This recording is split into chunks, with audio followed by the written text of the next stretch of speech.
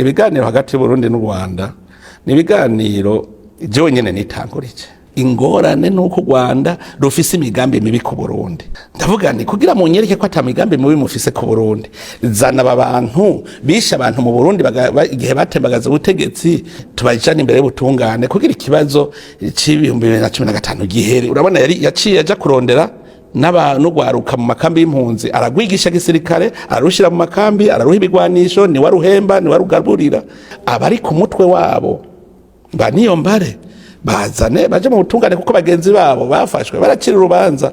Ivyo murafitiye vyemezo ko ari u Rwanda ruheza rugafasha abo bana b'abarundi bava mu makambi murafitiye twego vyemeza gute n'u Rwanda ruvyemera? Jewe igihe nahura na President Kagame yarambwiye ati je ico nemeye ndagikora, aba bantu ngira ndabaguhe, ati ngirira umugwi w'abantu wizigiye baze bakorane n'umugwi wanje biga ingene tuzobabaha. Uwo mugwi ndawishikira barakorana birahera, hasigaye aho botanga bacasubiza umugongo inyuma. Burya afise imikenyuro ibereye nk'ikongo, afata abakongo bana akabashira imbere bakitwa abakongo bandi mu Rwanda no mu Burundi. Burya ashaka kuzashira abandi yo mbari imbere aca vyitago n'abarundi ngo yohereje intumwa ijyanye urwandiko kwa Perezida w'u Burundi kugira ngo amushimire umubano bafitanye ndetse n'ubufatanye bagenda bagirana, dore ko bashudikanye bafite ubushuti budasanzwe. Ariko tukibaza ngo ko baba bafatanya Perezida w'u Burundi akoreza ingabo muri Kongo, ariko still twakumva ngo M23 ifasha ahantu cyangwa yagize ahantu tukabona bari gukwira imishwaro. Twibaza ziriya ngabo nkuko Neva yabivuze ejo kuri BBC, abwira BBC News gahuza miryango babwira ko ngo baramutse ngo batushinga u Rwanda ngo kagera ibujumbura, ariko usibye ku Rwanda nta gahunda rufite yo gutera ikindi gihugu, nta hantu bwigeze rubikora, nta gahunda rufite yo gutera Evariste usibye ubwoba afite, igitima kikaba kirimo kiradunda ngo pi aryama adasinziriye kubera ko afite ubwoba ko yashiduka bamuguyeho mu cyumba wenda yaramutse yisagije bakamufatana ubutegetsi. Ariko nta gahunda u Rwanda rufite ko u Burundi rwose ntacyo twaba tugiye gukorayo kabisa, ntacyo u Rwanda rwajya gukorayo. Rero kaba yari ishongo ati ngiye mfite ingabo zirenze ngo baramutse ngo baciye Bujumbura, baciye Kongo bakagera Bujumbura ngo natwe twaca mu Kirundo tugera i Kigali. Twibaze Evariste Ndayishimiye abasirikare be M23 ari umutwe twaje intwaro babona ihingutse bagakwira imishwaro, noneho RDF yose basirikare ba kinyamwuga batojwe bafite umwitozo bafite discipline bambara neza bari ku murongo. Tukibaza ngo baramutse bimanukiye cyangwa aramutse aje kudutera nkuko abategeza ko twamutera ntitwabikora yaza kudutera tukidefend bajya hehe ko babona ingabo z'u Rwanda bakizikubita amaso bagahita bakwira imishwaro? So Evariste twamubwira natuze ayobora igihugu cye, nta gahunda dufite yo gutera u Burundi, ubundi ibintu bikomeza kugenda bimeze fresh. Evariste ariko ibyo nzambibarirwa kabisa nandi bumuvugeho byinshi, gusa nyine muri minsi we na Tshisekedi Chirombo barawubanye hariya. Rero Perezida w'u Burundi na Kongo barawubanye, barashuditse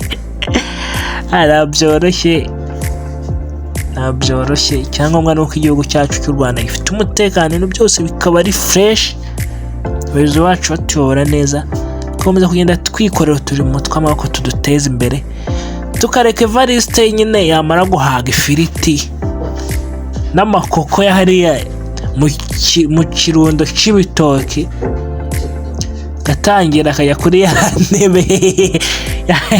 ntebe yiwe yamaze guhaga amafiriti n'imireti, agatanya akarota gufata u Rwanda. Evariste never ntabwo byabaho ko ufata u Rwanda.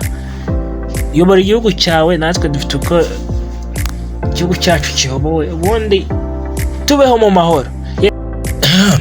Umubano w'u Rwanda na Repubulika Iharanira Demokarasi ya Kongo, ubuhuza bwa Angola, intandaro muzi y'ibibazo bya M23, ikinyoma cya Perezida Evariste Ndayishimiye w'u Burundi, ni zimwe mu ngingo Perezida Paul Kagame yagarutseho mu kiganiro kiramburanye yagiranye na Jeune Afrique.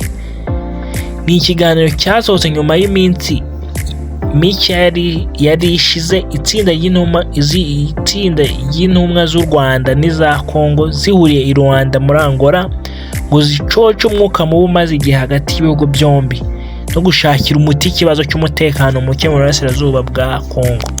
Perezida Kagame kandi yagarutse ku bibazo by'u Rwanda n'u Burundi n'uburyo Perezida Evariste Ndayishimiye yamubeshye ko igihugu cye kitazohereza ingabo muri Congo bugacya kizohereza gukorana n'umutwe wa FDLR.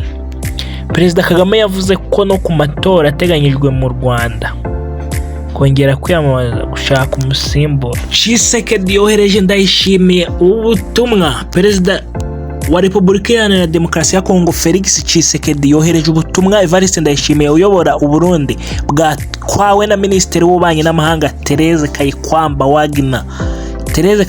Kayikwamba Wagner yakiriwe mu biro bya Perezida w'u Burundi kuri uyu wa 25 Werurwe umwaka wa 2025. Ntabwo ibiro bya Perezida w'u Burundi byasobanuye ibikubiye mu butumwa Ndayishimiye yohererejwe.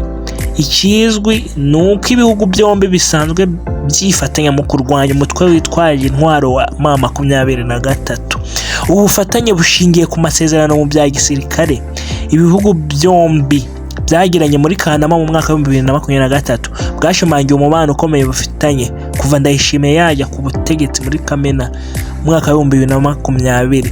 Gusa nta musaruro ufatika bwatanze kuko abarwanyi ba M23 batsinze ingabo z'ibihugu byombi mu rugamba rwabereye mu ntara ya Kivu y'Amajyaruguru na Kivu y'Amajyepfo, mu gihe abarwanyi ba M23 bagenzura ibice biri mu mujyi wa Goma na Sake. Ndayishimiye yagaragaje ko yasabye Tshisekedi kuganira n'abafite uruhare mu ntambara yo mu burasirazuba bwa Congo yose kugira ngo bashakire hamwe ibisubizo byazana amahoro. Abakuru b'ibihugu byo mu muryango wa Afurika y'Iburasirazuba EAC n'Afurika y'Amajyepfo SADC nabo bashimangiye ko ibiganiro bya politiki hagati y'impande zishyamiranye mu burasirazuba bwa Congo ari byo byabonekamo amahoro arambye. Kuva ku wa 24 Werurwe aba bakuru b'ibihugu bemeje abahuza batanu bazayobora ibiganiro bizahuza impande zishyamiranye barimo Olusegun Obasanjo wayoboye Nigeria na Uhuru Kenyatta wayoboye Kenya. Yes, rero nibyo twabwira ko hano